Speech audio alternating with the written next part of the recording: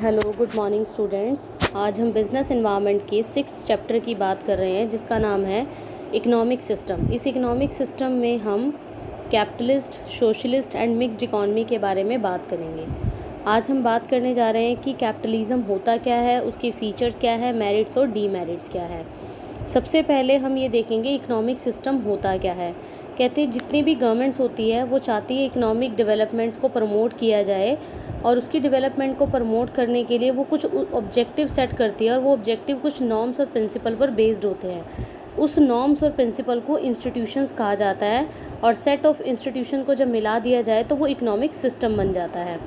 कहते हैं कि अगर दूसरे वर्ड्स में हम बात करें, economic system we mean norms, principle, rules that govern economic relationship among people in an economy.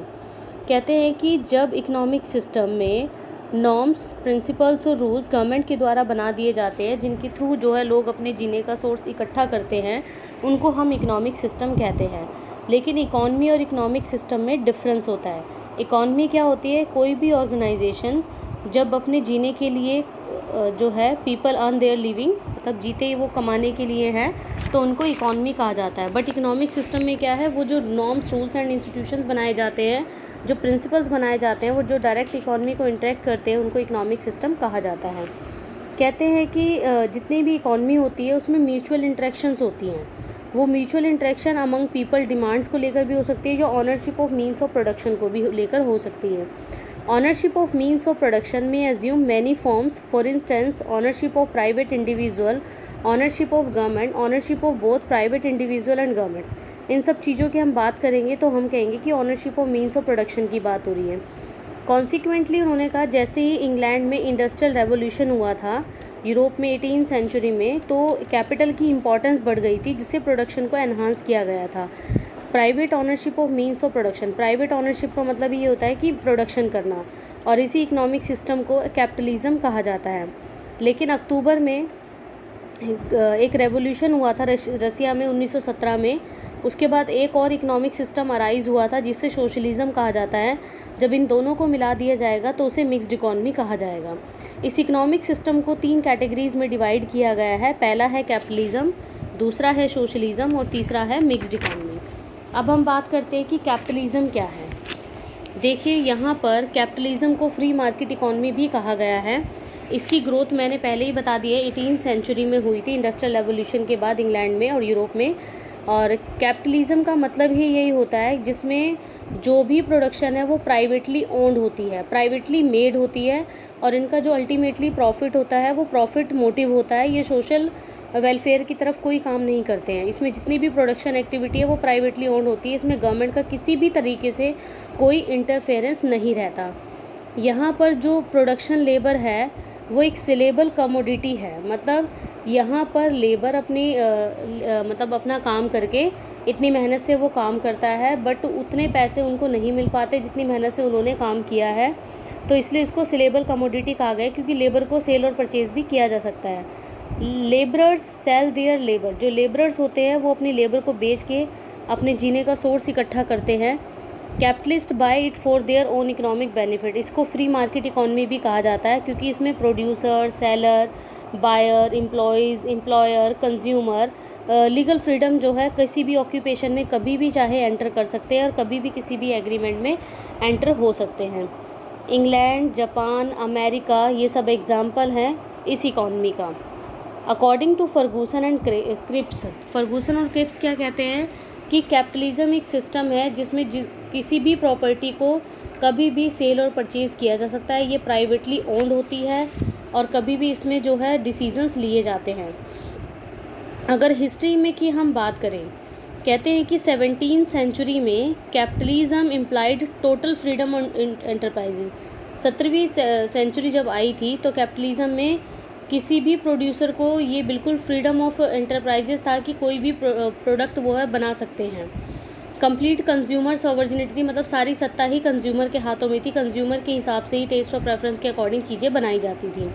Free play of market forces था, ठीक है। लेकिन जैसे ही आगे लॉ एंड ऑर्डर पास हुए, लेबर को एक कमोडिटी बनाया गया, और थोड़ा सा ड्रॉबैक भी रहे, क्योंकि गवर्नमेंट की इंटरफेरेंस ना होने की वजह से लेबर को एक्सप्लॉइट किया जाता था, क्योंकि ज़्यादातर वो सोशल वेलफेयर की तरफ काम नहीं करते थे और उनका मेन मोटिव प्रॉफिट अर्न होता था। तो वो क्या करते थे, हाई प्राइस से अपने प्रॉफिट को अर्न किया करते थे और कंज्यूमर को एक्सप्लॉइट किया करते थे। तो इसको हम लेजिस फेयर पॉलिसी या फ्री मार्केट इकॉनमी इसलिए बोलते हैं क्योंकि यहाँ पर पूरी तरह से फ्रीडम प्रोवाइड कर दी जाती है, गवर्नमेंट को कोई भी तरीके से कोई भी इंटरफेरेंस नहीं रहता। अब हम बात करते हैं मेन फीचर्स ऑफ कैपिटलिज्म की। मेन फीचर्स ऑफ कैपिटलिज्म में जैसे प्राइवेट प्रॉपर्टी की हम बात कर रहे हैं, कहता है इस सिस्टम में पीपल्स को ये राइट होता है कि वो अपनी प्रॉपर्टी को होल्ड भी कर सकते हैं, यूज़ भी कर सकते हैं किसी भी तरीके से जैसे उन्हें पसंद है। The right of the people is protected by the government. All means of production namely machine, tools, land, mines etcetera are owned privately. कहते हैं जितनी भी प्रोडक्शन है, फिर चाहे वो मशीन से रिलेटेड है, टूल्स से, लैंड से या माइन से रिलेटेड है, ये प्राइवेटली ओन्ड होती है। तो कैपिटलिस्टिक में इंजॉय किया जा सकता है कि ये फ्रीडम होती हुई कि अपने वो प्रॉपर्टी को बाय भी कर सकते हैं और सेल भी कर सकते हैं, और किसी भी एग्रीमेंट में, किसी भी प्रॉपर्टी के एग्रीमेंट में, कॉन्ट्रैक्ट में वो ऐड भी हो सकते हैं। कहती है on the death of a person, अगर उस प्रॉपर्टी के ओनर की डेथ हो जाती है तो इसका जो पोजेशन है वो ट्रांसफ़र हो जाता है उसके सक्सेसर को। Under capitalism there is a social property also. ये सोशल प्रॉपर्टी भी है क्योंकि रोड में, रेलवेज़ में, public park, library, hospital, university, ये सब गवर्नमेंट के द्वारा ओन्ड होती है। तो सारी प्रॉपर्टी जो एंटायर सोसाइटी की है, और इस सोशल प्रॉपर्टी को ही हम पब्लिक प्रॉपर्टी का नाम देते हैं। फिर आता है प्राइस मैकेनिज़्म। प्राइस मैकेनिज़्म ये होता है कि प्रोड्यूसर अपने प्रोडक्ट का प्राइस क्या रखने जा रहा है, और वो डिफरेंट फैक्टर्स को या कंपटीशन को देखने के बाद ही अपना प्राइस रखेगा। प्राइस रखने का राइट भी उसका अपना खुद का होता है कि कितना प्राइस रखेगा, हाई रखेगा, लो रखेगा, इसमें गवर्नमेंट का किसी भी तरीके से कोई इंटरफेरेंस नहीं होता। प्राइस मैकेनिज़्म में जो प्रोड्यूसर है वो ये डिसाइड करता है व्हाट टू प्रोड्यूस, क्या प्रोड्यूस करना है, कितना करना है, कब करना है, कहाँ करना है, ये सारी चीज़ें उसके अंदर होती है, क्योंकि उसने डिमांड और सप्लाई में एक इक्विलिब्रियम पॉइंट बना के रखना होता है। क्योंकि कंजप्शंस करना, प्रोडक्शन करना, एक्सचेंज, इंटरफेरेंस, डिस्ट्रीब्यूशन, ट्रांसपोर्टेशन, ये सारा काम जो है प्रोड्यूसर का अपने हाथ में होता है। फ्रीडम ऑफ इंटरप्राइज, हाँ ये बहुत अच्छी बात कही गई है कि यहाँ पर जो प्रोड्यूसर है जो भी प्रोडक्ट बना रहा है वो किसी भी तरीके से उसे यूज़ कर सकता है, किसी भी इंडस्ट्री में जाके एंटर कर सकता है, किसी भी साइज़ के, कलर की, कि किसी भी टाइम अपनी चीज़ों को बना सकता है। मतलब इंडिपेंडेंट डिसीजन है कि उसे कब क्या बनाना है, कैसे बनाना है, कितना बनाना है, किस प्लेस पर बनाना है, और जब उसका मन करे किसी भी ऑक्यूपेशन में वो ऐड हो जाएगा। उसका मन करे कि free to select any occupation और प्रोफेशन, अपनी स्किल्स को जहाँ चाहे वो वहाँ यूज़ कर सकता है। तो गवर्नमेंट का कोई इंटरफेरेंस ना होने की वजह से इनका मेन मोटिव होता है मैक्सिमम प्रॉफिट अर्न करना। फिर आता है कंपटीशन। देखो फ्री मार्केट होने की वजह से कंपटीशन तो बढ़ेगा ही, क्योंकि नंबर ऑफ़ प्रोड्यूसर्स इतने ज़्यादा होंगे और वो अपने कंज्यूमर को हैप्पी रखने के लिए, उनको सेटिस्फाई करने के लिए variety of goods and services बनाएंगे। इससे उनकी एफिशिएंसी इंक्रीज़ हो जाएगी और कस्टमर सेटिस्फाइड हो जाएंगे और कस्टमर को लो प्राइस पे वो प्रोडक्ट अवेलेबल हो जाएगा। फिर हम बात करते हैं सॉवर्जिनिटी की। सॉवर्जिनिटी मतलब कंज्यूमर की ही सत्ता होती है, उन्हीं के डिमांड के अकॉर्डिंग चीज़ें बनाई जाती है। एक जो सिंगल एंटरप्रेन्योर होता है वो उन्हीं गुड्स एंड सर्विसेज पर इन्वेस्ट करता है जो कंज्यूमर को चाहिए होती है, जिससे वो सेटिस्फाइड हो पाए। लेबर को एक कमोडिटी कहा गया है क्योंकि लेबर कमोडिटी है। लेबर को बोट भी कर सकते हैं, सोल्ड भी कर सकते हैं किसी भी मार्केट में।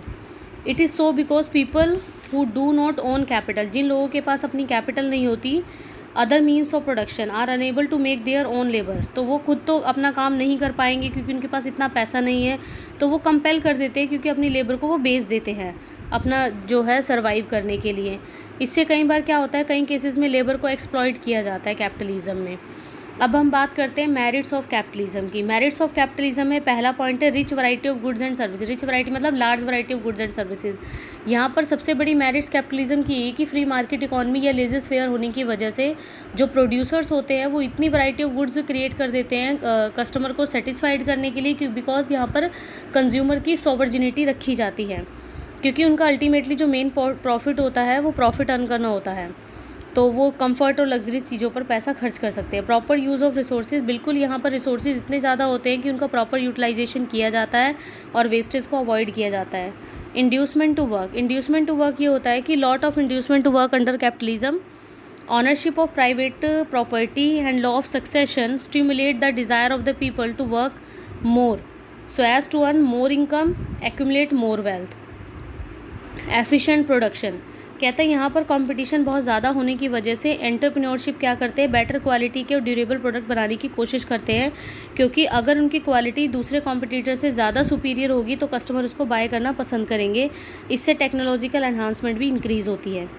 Increase in the standard of living, इतने वैरायटी ऑफ प्रोडक्ट्स होने की वजह से जैसे जो जिनके पास ज़्यादा पैसा है वो तो लग्जरीज चीज़ों पर ऑफ कोर्स पैसा खर्च करेंगे, लेकिन जो मिडिल क्लास फैमिली है उनको भी एक मौका मिल जाएगा कि वो कम प्राइजेस पर जो है उन चीज़ों को अफोर्ड कर सकते हैं, कॉस्टली चीज़ों को।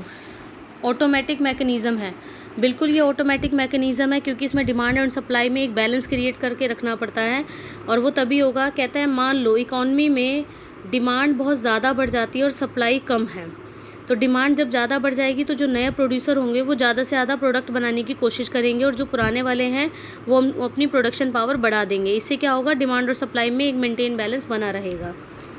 फिर आता है ग्रोथ ऑफ एंटरप्रेन्योरशिप। कहते हैं जो एंटरप्रेन्योरशिप है वो सिंगल इंडिविजुअल डिसीजन ले सकता है विदाउट किसी हेल्प के, तो ग्रोथ होती है इसमें, क्योंकि उनका अल्टीमेटली जो प्रॉफिट होता है वो मोर प्रॉफिट है, वर्क हार्ड है, एफिशिएंट है, और competition which is the Saul of capitalism. Economic freedom है, यहाँ पर बिल्कुल कैपिटलिज्म में इकोनॉमिक फ्रीडम दी गई है। प्रोड्यूसर अपनी मर्जी से जितने भी रिसोर्सेज को चाहे यूटिलाइज़ कर सकता है, अपनी मर्जी से गुड्स एंड सर्विसेज को प्रोवाइड कर सकता है, किसी भी तरह का उसे कोई डर नहीं होता। लेकिन इतने सारे प्लस पॉइंट होते हुए भी जिसमें गवर्नमेंट का कोई इंटरफेरेंस नहीं है, सोशल वेलफेयर की बात नहीं हो रही है, प्रोड्यूसर अपनी मर्जी से जितनी चाहे वो चीज़ें वैरायटी ऑफ गुड्स बना रहा है, तो कुछ ना कुछ तो ड्रॉबैक ज़रूर होगा इसका। तो हम बात करते हैं डीमेरिट्स ऑफ कैपिटलिज्म की। देखो, unequal distribution of income and wealth, ये बहुत अच्छा पॉइंट कहा गया है यहाँ पर। कहता है कि जब ज़रूरत से ज़्यादा चीज़ें बन जाएगी ना, तो वहाँ पर इनइक्वालिटी अपने आप ही क्रिएट हो जाएगी। वहाँ पर क्या होगा, जो अमीर है वो बहुत ज़्यादा अमीर हो जाएंगे और गरीब बहुत ज़्यादा गरीब हो जाएंगे। क्लास स्ट्रगल शुरू हो जाती है। क्लास स्ट्रगल दो तरह की होती है, एक तो रिच और एक पुअर के बीच में, क्योंकि एक तरफ तो रिच लोग हैं जो लग्जरीज चीज़ों पर अपना पैसा खर्च करते हैं, एक तरफ लेबर क्लास है जो स्ट्रगल करके 2 किलोमीटर दूर तक चल के जाके अपने खाने का गुजारा कर रही है। तो इस तरह से कभी स्ट्राइक हो जाती है, कभी लॉकआउट, कभी घेराव हो जाता है, इससे क्लास स्ट्रगल लगी रहती है।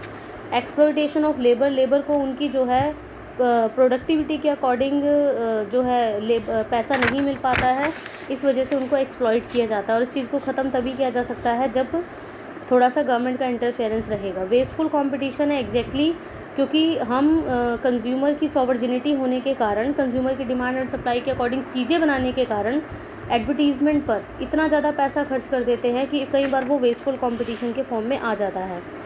बिजनेस फ्लक्चुएशंस एंड अनएम्प्लॉयमेंट, ये बिल्कुल एक अच्छी बात कही गई है कि कैपिटलिज्म की वजह से बिजनेस फ्लक्चुएट होता रहता है।